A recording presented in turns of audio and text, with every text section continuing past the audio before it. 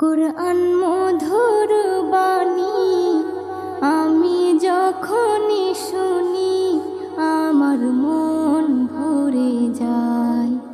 কুরআন মধুর বাণী আমি যখনই শুনি আমার মন ভরে যায়। শোনো মুমিন মুসলমান, পড়ে দেখো না কুরআন, কত শান্তি পাওয়া যায়। কুরআন